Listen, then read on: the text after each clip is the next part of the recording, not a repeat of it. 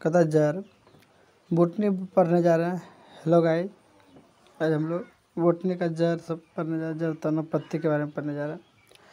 कहता जर जो होता है यांत्रिक सहायता देता है। मूल रोग परासरण द्वारा जल का अवशोषण करता है, यानी परासरण द्वारा मिट्टी से जल को अवशोषित करता है, उसी को परासरण कहते हैं, यानी मूल जल द्वारा। रूट कैप यानी जड़ के आगे वाला भाग को कहते हैं रूट कैप।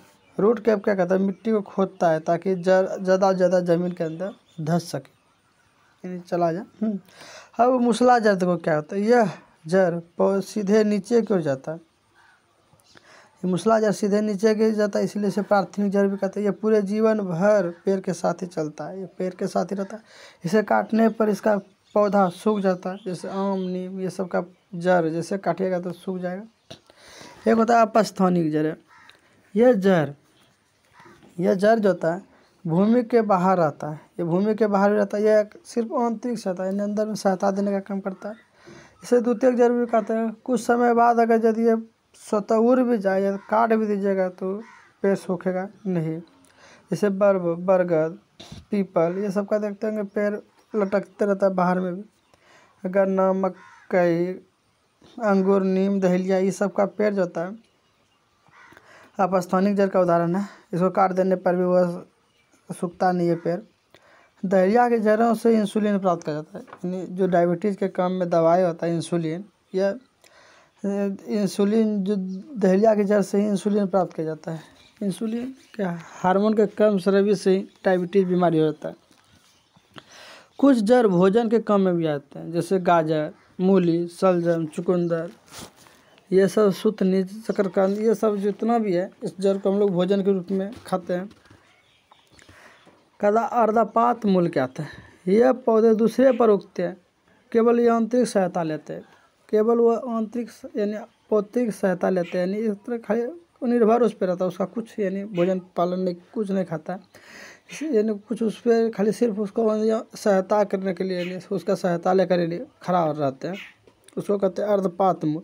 जैसे आर्किड का पौधा यह सिर्फ उसके सहारा उसके यानी उस पर खाली आश्रित रहता है, लेकिन उसका कुछ भोजन सबका उपयोग नहीं करता। एक होता है परजीवी मूल। यह पौधे दूसरे पर तो उगते ही हैं लेकिन आंतरिक सहायता और भोजन दोनों ले लेते हैं, यानी भोजन बनाया हुआ उसका भी उपयोग करके जिंदा रहते हैं, यह आंतरिक सहायता भी लेते हैं, इसको कहते हैं परजीवी मूल। यह जल ऊपर की ओर एक प्रेशर लगता है, यह कहता है नोड। जड़ जो होता है ऊपर की ओर प्रेशर लगाता है, जड़ ऊपर की ओर प्रेशर लगाता है, इसी कारण पौधे दूध बाहर आने लगते हैं। इनका जब कहता है प्रेशर लगाता है, इसे प्रेस कहते हैं। जब प्रेस के कारण दूध बाहर आने लगता है, जड़ जब ऊपर की ओर प्रेशर लगाता है प्रेस कहते हैं, इसी प्रेस के कारण दूध पेड़ से बाहर यानी दूध से बाहर पौधे से दूध बाहर आने लगते हैं। अब तना पड़ता है। तना को फोटोट्रॉप होता है जबकि निगेटिव जियोट्रॉप होता है। तना को हम लोग कहते हैं फोटोट्रॉप, जबकि निगेटिव जियोट्रॉप होता है, ये निगेटिव होता है। इसका विकास पुरांकुर से होता है, यह पौधे का महत्वपूर्ण भाग होता है, छील देने से सर्वाधिक हानि होता है। ये फोटोट्रॉप यानी का होता है, यानी ये निगेटिव जियोट्रॉप होता है। निगेटिव जियोट्रॉप यानी पृथ्वी की ओर ही जाता है, ये तना जो होता है। निगेटिव जियोट्रॉप मतलब ये तना जो होता है यानी पृथ्वी के विपरीत ऊपर साइड की ओर बढ़ता है। इसका विकास पुरांकुर से होता है, यह पौधे के महत्वपूर्ण भाग होता है, इसे छील देने से सर्वाधिक हानि होता है। तना को छील देने से उसको सबसे ज़्यादा हानि होता है। तना में भी नोड और एंटीनोड पाए जाते हैं। नोड और एंटीनोड इस तरह से होता है, नोड और एंटीनोड। कहता तना जो होता है 3 प्रकार के होते हैं। एक वायवीय तना, यह भूमि के ऊपर होता है। वायवीय तना भूमि के ऊपर, जैसे आम इमली बरगद सब्जी यह सब में वायवीय तना पाया जाता है। आम इमली बरगद और सब्जी सब में जो होता है वायवीय तना पाया जाता है। एक होता है अर्ध वायवीय तना, यह भूमि के अंदर और आधा बाहर होता है, जैसे जलकुंभी। यह अर्ध वायवीय तना का होता है, इसका दूध घास इसका बाहर भी रहता है भूमि के अंदर भी रहता है इसका तना। अब कहता है भूमिगत तना के क्या होता है, भूमि के अंदर होता है, उससे भोजन को संग्रहित करता है, जैसे अदरक हल्दी ये भूमि के अंदर रहता है। लहसुन प्याज आलू ये सब भूमि के अंदर रहता है। यानी ये तो अंदर आती है, आधा इसका जल कुंभ भी सब देखते होंगे कि आधा अंदर रहता है आधा बाहर आता है। वायवीय तनय जो भूमि के ऊपर रहता है, यानी आम अमरूद बरगद सब्जी सब में ऊपर रहता है। तथा अदरक में सर्वाधिक नोड और एंटी नोड पाया जाता है, यानी अदरक में ज़्यादा यानी गांठ की तरह इस तरह से यानी नोड और एंटी नोड के रूप में पाए जाते हैं। हल्दी में कुकुरकुमिन पाया जाता है जो कैंसर से बचाता है, यानी हल्दी में जो होता है कुकुरकुमिन पाया जाता है जो कैंसर से बचा जाता है। लहसुन में एलाइसिन यानी गंधक के कारण गंध देता है। सल्फोनिक एसिड के कारण प्याज काटने से आंसू होता है, सल्फोनिक अम्ल के कारण ही प्याज काटने से आंसू आता है। आलू में सर्वाधिक कार्बोहाइड्रेट पाया जाता है, आलू में सर्वाधिक कार्बोहाइड्रेट पाया जाता है, आलू में सर्वाधिक कार्बोहाइड्रेट पाया जाता है। और सोलिन के कारण आलू हरा रंग का आता है, यानी सोलिन के कारण आलू हरा रंग का आता है। इन्हें सर्वाधिक कार्बोहाइड्रेट आलू पाया जाता है, इसके कारण सोलिन के कारण यह आलू हरा रंग का आता है। अब हम लोग पत्ती पढ़ते हैं। यह पौधे का पार्श्व भाग होता है, यानी पत्ती होता है पौधे का पार्श्व लेटरल भाग होता है, यानी पौधे का यानी ऊपरी भाग समझिए, यानी पौधे का यानी पार्श्व यानी उसके तनों के आसपास निकल जाता है, इसी को पार्श्व भाग कहते हैं। ये प्रकाश संश्लेषण के फलस्वरूप ये गैसों का विनिमय करता है, यानी गैसों का चेंज जो करता है, यानी प्रकाश संश्लेषण के फलस्वरूप कार्बन डाइऑक्साइड लेता है, ऑक्सीजन को छोड़ता है। ये पत्ती का ही काम होता है। पत्ती में छोटे छोटे छिद्र पाए जाते हैं, जिसी को हम लोग रंध्र या स्टोमेटा, अंग्रेजी में स्टोमेटा कहते हैं, हिंदी में रंध्र कहते हैं। ये अतिरिक्त जल की पत्तियों स्टोमेटा द्वारा वाष्प उत्सर्जन को करके उड़ा देता है, यानी अतिरिक्त जल की पत्तियों जो होता है स्टोमेटा द्वारा वाष्प उत्सर्जन करके उड़ा देता है। वाष्प उत्सर्जन एक जल हानि कार्य होता है, वाष्प उत्सर्जन कहता है एक जल हानि कार्य है। यह जल और उष्मा दोनों की हानि होती है। इसी कारण ठंड के दिनों में उष्मा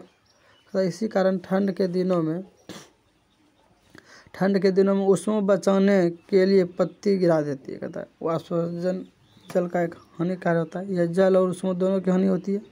इसी कारण ठंड के दिनों में उष्मा बचाने के लिए पत्ती गिरा देते हैं, उष्मा को बचाने के लिए पत्ती गिरा देती है। और जल को बचाने के लिए पौधे पतझड़ के मौसम में पत्तियों गिरा देते हैं, यानी कहता है जल को बचाने के लिए पौधे पतझड़ के मौसम में पत्तियों को गिरा देती है।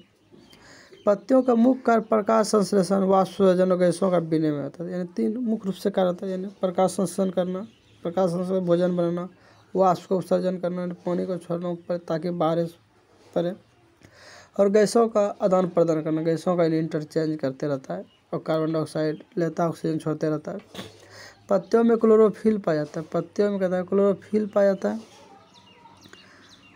क्लोरोफिल जिसके कारण पत्ती का रंग हरा आता है। पत्तियों में कहता है किसके कारण हरा आता है, क्लोरोफिल के कारण। पत्तियों में यानी स्टार्च यानी मंड, यानी पत्तियों में भोजन के रूप में मंड को रखता है। यह आयोडीन घोल का प्रयोग किया जाता है। कहता है पत्तियों में मंड के जांच के लिए, मंड है कि नहीं, भोजन है कि नहीं, इसकी जांच के लिए हम लोग आयोडीन घोल का प्रयोग करते हैं। स्टोमेटा जो होता है स्टार्च, स्टोमेटा स्टार्च को शर्करा में बदलता है। स्टोमेटा इन पौधे के रंध्र जो होता है स्टार्च को शर्करा में बदल देता है। अब देखिए यानी पौधे को मार्जिन, यानी पत्ती के ऊपरी वाला इस तरह से जो पेड़ का पत्ती है इसके ऊपर वाला को मार्जिन कहते हैं, यानी इसका पौधे के शीर्ष भाग को एप्रेक्स कहा जाता है। इसके पत्ती इसके बीचों बीच एक पत्ती निकला रहता है, इस पत्ती को भेनलेट कहते हैं, इसको भेन कहते हैं, नस इसका पत्ती किस तरह से, इसको यानी इसको बीच वाला भाग को मिडरिप कहते हैं। ये पौधे को यानी जहाँ से निकलता है उसको वृत्त कहते हैं, और जिस तनों से निकलता है उसको तना कहते हैं। इस तरह से फिगर में आप देखकर समझ सकते हैं। पत्तियों को उनके मार्जिन के आधार पर दो भागों में बांटा गया है। कहता है इसका मार्जिन में काट डांट नहीं रहता है, अमरूद आम पीपल। पत्तियों के मार्जिन के आधार पर दो भागों में साधारण पत्ती उसका होता है जिसमें काट कूट नहीं रहता, काट दांट नहीं रहता, जैसे अमरूद आम पीपल, इसमें काट कूट नहीं रहता। एक होता है कॉम्प्लेक्स लीफ, मार्जिन टेढ़ा मेढ़ा कटा होता है, जैसे नीम का पेड़ इस तरह से उदाहरण है। गुलाब अड़हुल उसमें कटा छटा रहता है। नीम गुलाब अड़हुल जो होता है संयोग पंक्ति का उदाहरण है। तो श्री विन्यास के आधार पर पत्ती को दो भागों में बांटा गया। श्री विन्यास के आधार पर पत्ती को दो भागों में बांटा गया। एक जल का बद्ध जिनका सिरा विन्यास जाली के समान होता है, ये द्विबीज पत्ती होते हैं। जामुन, आम का, बरगद, पीपल, जलाकविद है, इसका सिरा विन्यास जाली के समान होते हैं, ये द्विबीज होते हैं। कहता है जामुन, आम, बरगद, पीपल, कहता है जलाकाभिद, यानी जलिकाभिद मतलब इसका सिरा विन्यास जाली के समान, जाली की तरह बना होता है। इसको द्विबीज होते हैं। जैसे आम, बरगद, पीपल जो होता है ये जाली के समान होता है। इसके पत्ते दो बीज होते हैं। इसको फाड़िएगा तो दो पार्ट में बढ़ जाता है, यानी आम सबका भी पेज देखे होंगे दो पार्ट में बढ़ जाता है, इसलिए दो बीज पत्री कहते हैं। समांतर, इनके पत्ते लंबी होते हैं, इनके सिरा भी समांतर होता है। एक बीज पत्री होते हैं। गेहूँ एक बीज पे, धान में भी एक ही ठो रहता है। केला में भी एक ही बीज होते हैं। अब देखिए पत्तियों का रूपांतरण। कहता पत्तियों का रूपांतरण जो होता है, नाइट्रोजन की कमी से पेड़ पौधे कीट भक्षी हो जाते हैं। नाइट्रोजन की कमी से पेड़ पौधे कीट भक्षी, नाइट्रोजन पेड़ पौधे को नहीं मिलेगा तो कीट को ही खाने लगता है, उसी से नाइट्रोजन मिल जाता है, प्रोटीन मिल जाता है। कीट भक्षी पौधे को कलश पौधा या पर्णघाट या पीटर प्लांट पौधे भी कहा जाता है। यानी एक कीट भक्षी पौधा राजस्थान सब में पाया जाता है, इसीलिए इसको कीट भक्षी होता है, क्योंकि वहाँ जो होता है नाइट्रोजन का अभाव हो जाता है। नाइट्रोजन की कमी से पेड़ पौधे कीट को ही खा लेते हैं, उसी से नाइट्रोजन मिल जाता है। कीट भक्षी पौधे को कलश पौधा या पर्ण घाट पौधे भी कहते हैं। मरुस्थल में उगने वाले पौधे को जीरोफाइटिक कहते हैं। जीरोफाइटिक पौधे में पत्तियों कांटे के रूप में ले लेती है, कांटे का रूप ले लेता है। जीरोफाइटिक पौधे में पत्तियों कांटे का रूप ले लेता है। सब्जियों में पत्तियां स्प्रिंग के संरचना बनाती है, इसे प्रोटोन या टेंड्री कहते हैं। कहता है सब्जियों में पत्तियां स्प्रिंग के समान संरचना बनाती है, जिन्हें प्राटन या टेंड्री कहते हैं। अब देखिए दल पुंज किसे कहते हैं, यानी पौधे फूल जो होता है, फूल का यानी बाहरी हिस्सा पूरा बाहरी है तो उसको बाह्य दल पुंज, थोड़ा अंदर का हिस्सा यानी थोड़ा इसको दल पुंज कहते हैं। अब देखिए जहाँ पर फूल खड़ा रहता है उसको पुष्पासन, और जिससे हम लोग पकड़ कर फूल किसी देते हैं उसको वृंत कहते हैं। अब देखो ये पौधा का जनन भला भाग होता है, यानी फूल जो होता है फूल में ही जनन क्रिया होता है। इसका मुख्य कार्य होता है फल का निर्माण। जनन क्रिया के दौरान ही फल का निर्माण होता है, फूल से ही फल बनना यानी जनन क्रिया द्वारा होता है। फूल का अध्ययन को एंथोलॉजी कहते हैं। फूल के चार भाग होते हैं, बाह्य दलपुंज, जयंग, पुमंग। यानी बाह्य दलपुंज में भी दलपुंज, जयंग, पुमंग इस तरह से होता है।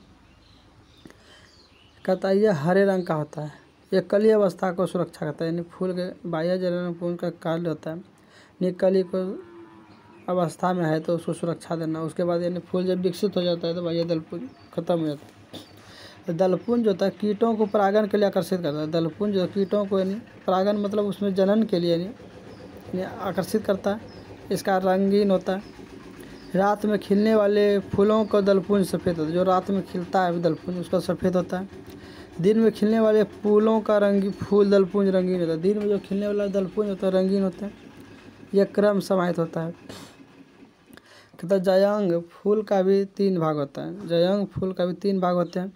एक होता है अंडाशय, एक होता है वर्तिकाग्र, एक होता है वर्तिकाग्र। यानी अब देखिए हम लोग अंडाशय को समझते हैं। फूल जो होता है, फूल जैसे मान लीजिए फूल है, फूल जैसे ये मान लीजिए फूल है, फूल का इस तरह से मान लीजिए इसका ये वाला भाग को कहते हैं वर्तिकाग्र। यानी इस तरह से यानी डंटी की तरह जो रहता है उसको वर्तिकाग्र कहते हैं।